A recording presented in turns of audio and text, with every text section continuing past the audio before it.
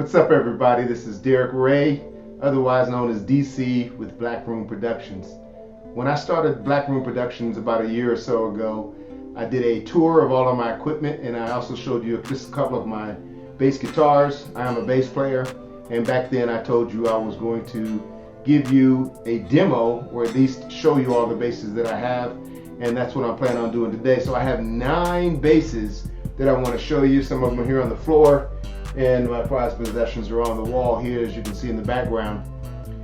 I have 9, so what that means, I have to get one more because you got to have an even number of 10. There's no such thing as having 9, so look out, I'm in the market to get another one. But let me go ahead and get started so I won't be too long here with you. I just want to just show you a few of the basses here. I'll just grab them one by one. I'll start off with the first one I have. This is a Peavey precision bass. I actually bought this bass at a pawn shop. It has a nice tone to it. I mean, it actually looks decent. And this is the bass that I always loan out to anybody who wants to learn how to play. I'll let them take this home with them, and I'll just double check to see if they have any blisters on their fingers if they've been practicing, because if they're not going to practice, I don't want to waste both of our times, because obviously they're not going to get any better if they don't spend any time practicing. So I do like this bass here. I don't play it as much because it's mostly not here. Number 2, I have a Ibanez, and I bought this Ibanez here. It's a 5-string Ibanez. It came straight from Guitar Center, and I needed a bass, and it looks really nice, by the way. I wanted a bass that looked nice but was inexpensive, so I'll take this on some gigs where I may have to leave my bass sitting unattended, but for the most part, you know, and I wouldn't be completely hurt because I can get another one of these. So it's not a custom bass at all, but it's a good playing bass. The tone on it, to me, is not the best in the world, but you know, you get what you pay for. This is going to be in your $400 range. Next up here, one of my prized possessions is actually a LTD bass, and it's a 5-string. I actually have piccolo strings on it now. I'm actually going to start using it to solo a little bit, but as you can see, it has some EMG pickups on it. It has a very unique tone. It is a neck-through bass, and I remember getting this at Mars Music back in the day. I really, really love this bass. Won't ever get rid of it.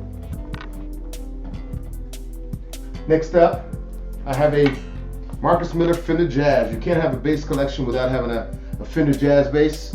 I remember that I actually sold a 1978 Jazz bass, and I regretted it, so I went and got me another one. And I like the Marcus Miller signature bass that I have here. This is a 4-string. It's also a nice sounding bass. Of course, you already know Fender is known for its tone. Along the same lines of the Jazz series, I have a new Marcus Miller Sire bass. This is his V7 Sire bass. This is a 5-string. It is oh man, it's got the white with the ash coming through the white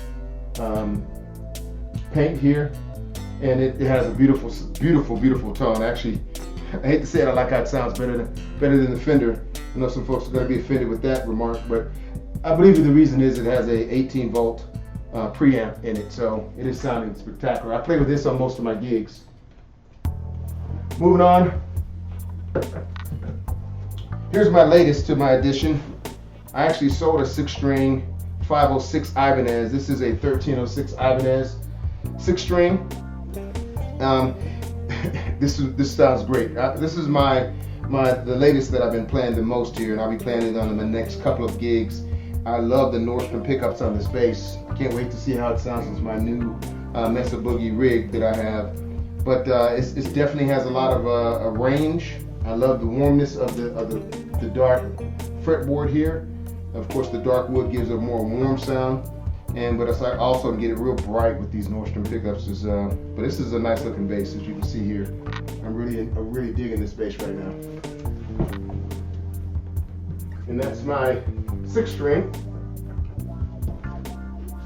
Moving on to another one of my prized possessions here. This is a limited edition 2009 Warwick 4-string.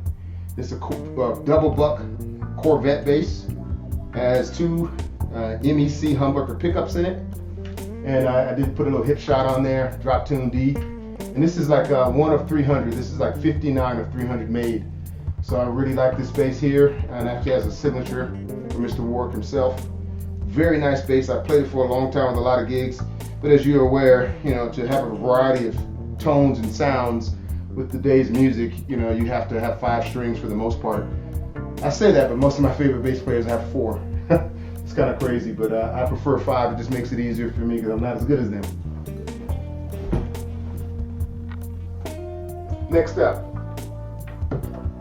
another prized possession. This is also a custom bass. This is my Keith Roscoe bass, 6 string.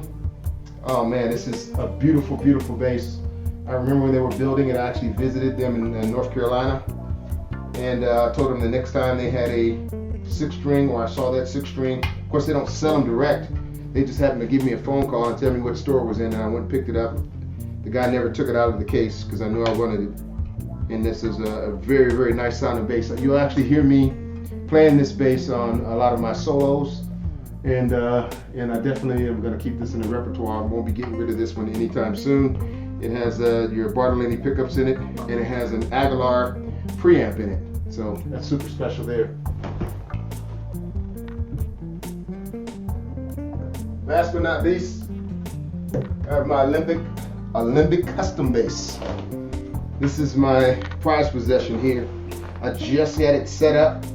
This is it has a Rogue body and has an Orion headstock. And then I actually added the wing on the bridge. And I actually had them put some series, I believe Series 1 electronics in it. And these are the same electronics I believe Stanley Clark has in his bass here. You have your treble switches, your bass switches, 3-way. Your pickup effects that you can control, your volume, and of course your blend of the pickups. I actually picked out every single piece on this bass and I had them put this together for me. It took them 9 months to build this bad boy. It is a beautiful instrument. I kind of wanted to show it to you here, as you can see that. Oh my gosh, I love this bass here. So just got it set up, and I haven't been taking it out of the house much, but I decided, you know what the heck, go ahead and take it out. I did insure it, so and make sure that nothing happens to it though. So I'm going to be starting to play this one again. You're going to hear this. You probably heard this on, you're going to probably hear it. I did some of my very first solo recordings with this bass here, so I'm going to be remastering some of those or remixing them, and you'll hear this. The tone of this bass is really monster. It's really killer. So love this bass here. So there you have it. That's my bass collection. Hopefully I'll get one more. I'm looking at a Fender possibly, or another 5-string Warwick. I do love those tones. I am going to be incorporating a more live bass, as you heard in a couple of my songs so far. Imagine is one of them. In some of my Black Room production recordings, I'm going to be doing live bass. And and I also have my YouTube page, of course, Black Room Productions, and then of course the Derrick Ray Bass YouTube page, as well as Instagram and Twitter and Facebook if you want to visit me on those. I appreciate if you can follow me or subscribe to this page.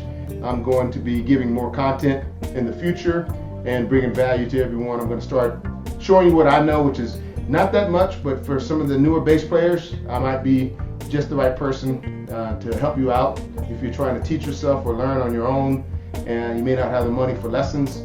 But if you know how to practice and you have determination and you have some discipline, you could be a good bass player, at least above average.